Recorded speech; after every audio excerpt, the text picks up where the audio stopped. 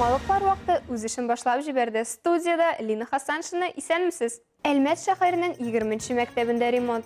Бөгелмәдә азык-төлек бүләк итә торган беренче ашамлык бокс эшли башлады. Татарстанның атказанган мәдәният хезмәткәре Миргаят Шәрәфиевка 70 яшь. Бу һәм башка темалар хакында мин һәм яңалыклар вакыты иҗат төркеме сөйләячәкбез. 26 июль көнне Гафиятуллина урамы 47-нче йортның ишеге алдында 2003 елгы машина йөртүче ишеге алдында хәрәкәт иткән вакытта өстенлек бирми һәм 2013 елгы транспорт чарасы хәрәкәте барышы буенча сулдан уңга якынлашып килүче транспорт чарасы булмавына инанмыйча туктаган транспорт чарасы артыннан юлга чыккан җәяүлене бәрдерә. Юл транспорт хәрәкәте нәтиҗәсендә балык булмаган җәяүле башның йомшак тукымасы имгәнү башлангыч диагнозы белән Татнефть медико-санитария частиның реанимация бүлегенә озатыла. Әлмәт шәһәренең 20-нче мәктәбендә Татнефть җәмгыятенең генераль директоры урынбасарлары Азат Ягафаров һәм Азат Хабибрахманов кунакта булды. Алар мәктәптә булган төзекләндерү эшләрен карап чыкты һәм соңыннан шуның буенча укытучылар белән фикер алышты. Тулырак Алсаймирова материалында. Әлмәт шәһәренең 20-нче урта мәктәбе 1989 елда төзелгән. Шушы вакыттан бирле мәктәптә капиталь ремонт үткәрелмәгән. Мәктәп тулы капиталь ремонт үткәрер өчен дәүләт федераль программасына керә алмаган. 20-нче мәктәп коллективы ярдәм сорап шушы округ буенча Татарстан Республикасы Дәүләт Советы депутаты Азат Хабибрахмановка һәм Татнефть компаниясе генераль директор урынбасары Азат Ягафаровка мөрәҗәгать итәләр. Мәктәп гозыры кире кагылмый. Бүгенге көндә әлеге мәктәптә 1273 укучы укый.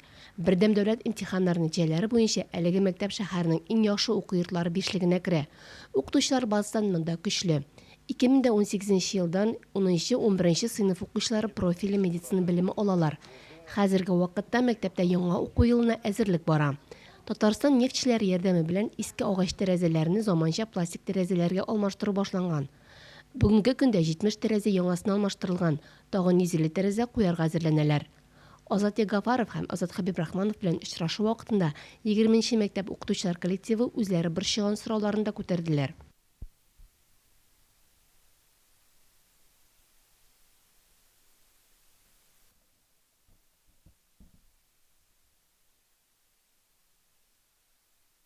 Мәктәпкә күрсәтелүче ярдәм зур кыйммәткә ия. Киләсе уку елында мәктәп бусагасына тәүге тапкыр аяк басучы 185 бала өчен бу зур бүләк. Укытучылар коллективы мәктәп территориясендә аптекарский дворик, дарухана почмагын күрергә теләүләрен белдерделәр. Укытучылар шулай ук башлангыч сыйныфлар өчен спорт залы булдыруын сорадылар. Мәктәптә эшләп килүче туризм түгәрәге җитәкчесе Сергей Семенов балалар өчен туристик ориентир ясарга булышуны сорады. В первую очередь, наверное, это... Мәктәптә балалар саны арткач, паркларда, тирәлекне киңәйтүдә, спорт мәйданчыкларда булдыру зарур. Без бу хакта сөйләштек һәм әлеге сорауларны хәл итү юлларын эзләячәкбез. Алсу Амирова, Алия Байрамалова, яңалыклар вакыты Луч Әлмәт телекомпаниясе. Бөгелмәдә азык-төлек бүләк итә торган беренче ашамлык бокс эшли башлады. Аның аша мохтаҗларга азык-төлек җыелмалары белән ярдәм итеп була. Боксны Восток-Ты сәүдә үзәге бинасында урнаштырдылар.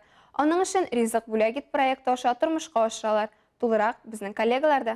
Тиз ясаганнар һәм тиз урнаштырдылар. Азык-төлек бүләк итә торган ашамлык боксы безнең шәһәрдә Елена Сиражиева ярдәмендә барлыкка килде. Ул ризык бүләк ит проектының кураторы булып тора. Бу моңарчы тиңе булмаган хәйречелекнең яңа формасы. Занимаюсь благотворительностью уже несколько лет. Мы собирали средства и канцтовары для нуждающихся, и продукты собирали, и одежду. Хәйрия эше белән берничә ел шөгыльләнәм. Авыр хәлле гаиләләр өчен канцеляр товарлары, кием салым җыйдык.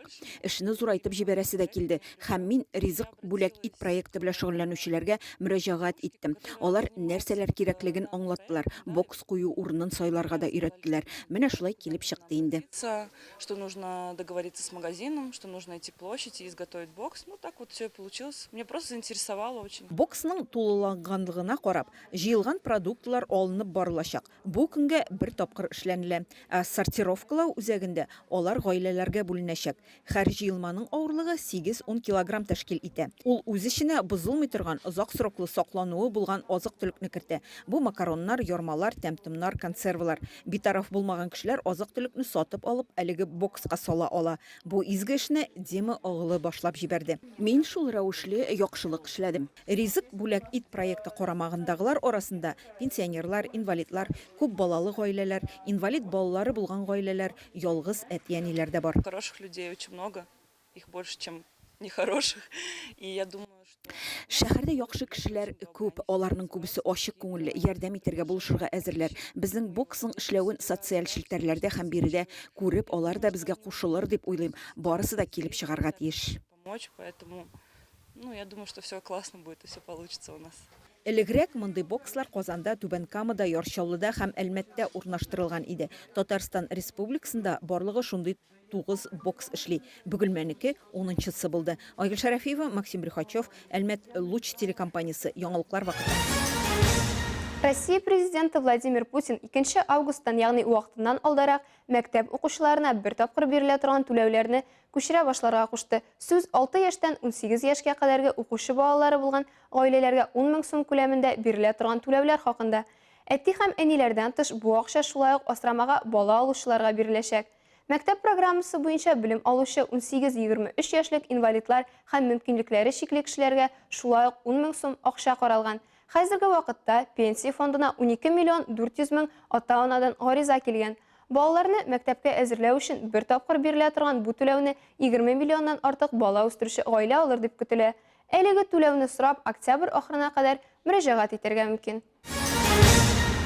Әлмәттә сәламәтлекләре ягыннан мөмкинлекләре чикле кешеләр өчен сабантуй. Татарстанның атказанган мәдәният хезмәткәре Миргаяз Шәрәфиевка 70 яшь. Реклама тиз узачак, безнең белән калыгыз. Татарстанның атказанган мәдәният хезмәткәре Азнакайның почетлы гражданины Миргаяз Шәрәфиев үзенең 70 яшьлек юбилеен каршы ала. Шул уңайдан безнең хәбәрчеләр җырчының туган җире Курайылга авылында булып, аның туган нигезе белән танышып кайтты. Азнакайда бик күп талантлы шәхесләр яши. Шуларның берсе Татарстанның атказанган мәдәният эшлеклесе Миргаяз Шәрәфиев.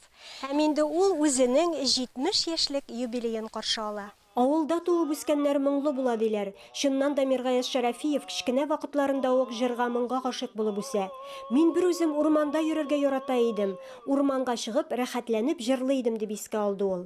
70 яшым юбилей уңайынан туган авылыма кайттык. Менә искә алабыз. Минем шунда чишмә суларын ичеп үсте минем. Менә шу чишмә суы һаман әле әйбәт суы тәмләнең.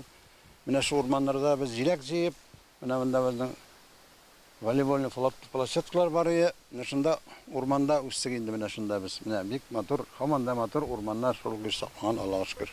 Җырчының туган авылы урман эчендә, табигатьнең бик күңелле урынына урнашкан. 1956-57 елларда бирегә нефтчеләр, бораулаучылар килеп урнаша. Шул вакытта авылга яңа юллар түшәлә. Авыл гөрләп тора, факеллар янып тора иде. Безгә бик кызык иде дип искә алды ул чакларны Миргаяз Шәрәфиев. Лауны мен шул 6 яшьтә мине авылдагы әбиләр башка бастырып җырлата башлаганнар инде. Аннан соң инде мин үзем дә менә шул күрдегез инде баянак бакча башыннан безнең урман башына шунда урманга төшеп, үзем генә җырлап йөргә яратадыр мин. Шуны инде иштеп авыл кешеләре эй Миргаяз бер үзе җырлап йөри, матур җырлый дип мине мактыйлар, килде баштан сабыр китәләр. Аннан соң инде китте мәктәп елларында да җырладым, аннан соң инде дальше әйттереп гомер буе җырлыйм, һаман да җырлыйм, Аллаһка шөкер.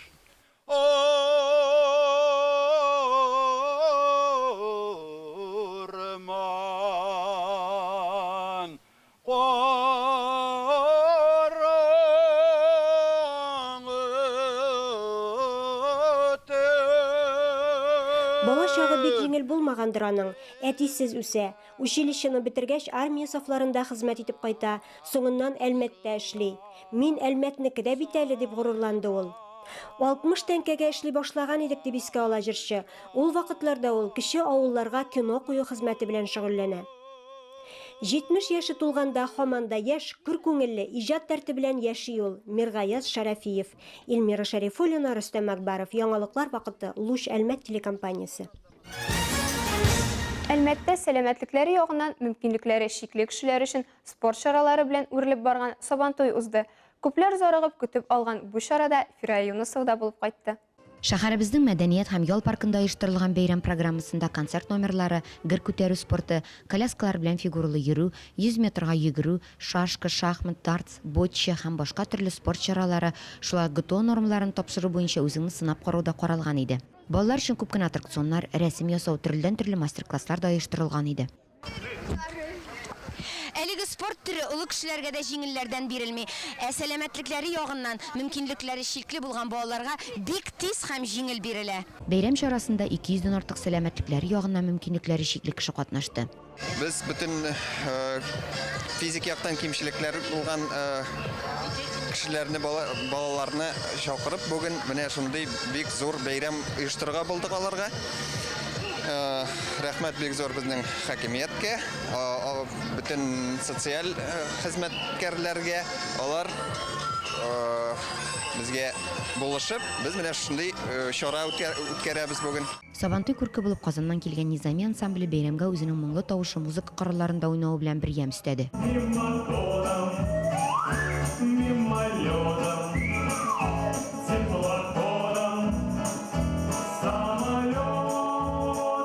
Уеннарда катнашып үзләрен сынап караучылар бүләксез калмады. Һәр спорт чарасында катнашучыларга бик күп төрле бүләкләр әзерләнгән иде.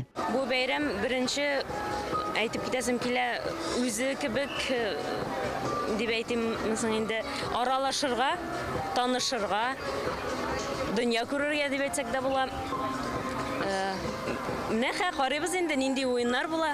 Шашки, наверное, скорее всего, шахматы. Бәлкем туп белән дә уйнарбыз. Мин шашкыда уйныйм. Күбрәк шашкыда. Бәйрәмдә тирәен районнарыннан килүче кешеләр дә бар иде. Мәсәлән, Баулы районыннан Марат Ильясов 15 ел элек аварияда зыян күрә. Ләкин төшенкелеккә бердә бирелми. Күп сынаулар узып, үзенең тернәкләндерү үзәген ачып җибәрә, аякка баса. Бүген бәйрәмдә ул үзе уйлап тапкан аяк мускулларын эшләтү җайланмасын тәкъдим итеп, аның белән ярышларда үткәрде. Бу еллар эчендә без постоянно тренироваться иттем. Үземнең методика хәзер бар. Авторский тренажерлар и бүген без реабилитационный центр ачтык Баулда. Тернәкләндерү үзәкләреннән килүче оешмалар үләнчәйләре, кислород коктейльләре белән дә сыйладылар. Сабантуй ярышлары бигрәк тә балаларга хуш килде. Фирай Юнусова, Алия Байрамалова, яңалыклар вакыты өчен Луч Әлмә телекомпаниясе. Туган телеңне ярат һәм өйрән. Үзәк китапхана хезмәткәрләре шул исемдәге флешмоб оештырды. Ул саф һавада үзәк сулык янында алып барылды. Тулырак безнең коллегалар сөйләр. Тел милләт сакчысы. Шушы сүзләрне нигез итеп алып, үзәк китапхана хезмәткәрләре татар теленә багышланган флешмоб оештырды. Алар тел халыкның яшәү аслын, гореф-гадәтен, дөньяга карашын, фәлсәфәсен, тарихын, кыскасы бөтен күңел байлыгын күп гасырлар буена үзенә сеңдерә барган хәзинә дип әйтә. Шуңа төрледән төрле чаралар уйлап табып, бөгелмәләргә тәкъдим итә. Китап укучыларны күбрәк санын арттыру безнең төп максатыбыз, эшебез. Һәм шуның өчен инде төрле эш формалары уйлап табарга тырышабыз. Үзебезчә инде халкыбызны, шәһәрдәшләребезне мәдәният, белем өлкәсендә аз гына булса да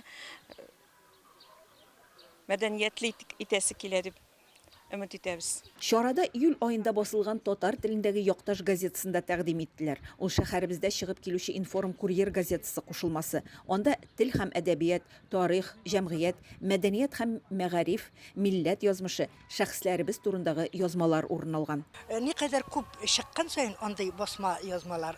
Алар менә берсеннән берсе күреп, берсеннән берсе матуррак, күркәмрәк, кызыклырак итәргә тырышып эшлиләр. Журналистлар. Менә шуның өчен гомерле булсын, язсыннар, бергәләп эшләсеннәр. Бөтен теләгем шул гына. Гомерле булыгыз. Туган телгә багышланган флешмоб өлкән яшьтәге кешеләргә юнәлдерелгән. Алар телгә мәхәббәтне күбрәк җырлап, шигырь сөйләп, сүзләрдән мәкаләләр төзеп белдерде. Мин бер дә калдырганым юк.